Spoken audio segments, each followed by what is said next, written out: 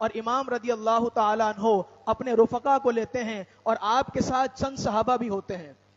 کئی لوگ یہاں پر یہ اعتراض کرتے ہیں کہ بھائی اہل بیت میں تو قربانی، میدان کربلا میں تو قربانی صرف اور صرف اہل بیت کی تھی، تو یہ ان کا اعتراض بھی بیجا ہے۔ اور وہ اعتراض اس لیے بیجا ہے کہ تھوڑی سی اگر آپ تاریخ کو سمجھیں، تھوڑی سی اگر آپ تاریخی کتاب کو پڑھیں تو مورخین نے لکھا ہے کہ جب امام حسین رضی اللہ تعالیٰ عنہ مکے سے نکلے کوفہ کی جانب تو آپ کے ساتھ 82 افراد تھے، اور جب آپ کوفہ پہنچتے ہیں، اس کی تفصیلی باتیں میں آگے جا کر ذکر کروں گا، تو وہاں پر جو شہید ہوتے ہیں وہ ہوتے ہیں 72۔ اب کتنے رہ گئے؟ ایک دو وہاں سے بھی اور آتے ہیں، حضرت حر بھی آ جاتے ہیں، آپ کے ایک آدھ بھائی، آپ کے ایک آدھ غلام بھی آ جاتے ہیں۔ بہرحال ہم اگر جو ہے نا وہ ٹوٹلی بات کریں تو 82 افراد گئے تھے، 72 شہید ہو گئے، 10 رہ گئے۔ اب سوال یہاں پر یہ پیدا ہوتا ہے کہ ان 72 میں اہل بیت کون تھے؟ تو مورخین نے 3 اقوال بیان کیے ہیں۔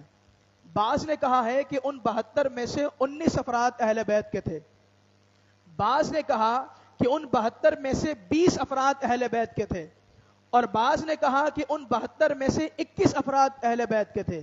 چلے آپ میکسیمم افراد کا کاؤنٹ کر لیں، 21 افراد اہل بیت کے تھے۔ اگر 21 افراد آپ یہاں پر نکال دیں تو تقریباً 47، 48، 49 افراد کم و بیش بچ جاتے ہیں۔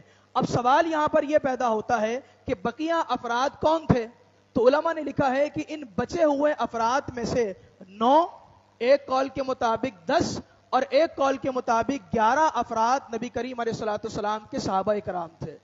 تو جو لوگ یہ بات کرتے ہیں کہ کربلا میں صرف قربانیاں اہل بیت نے دی، تو ان کا یہ اعتراض بیجا ہے، اور یہ ان کی کم علمی کی دلیل ہے۔ وجہ اس کی ہے کہ ان 72 افراد میں 21 کی جو تعداد تھی وہ اہل بیت کی تھی، اور اس کے علاوہ 10 یا 11 جو افراد تھے وہ نبی کریم علیہ الصلوۃ والسلام کے صحابہ تھے، اور اس کے علاوہ تابعین اور خدام اور دیگر جانثاران اہل بیت میدان کربلا کے اس معرکے میں شامل ہوئے۔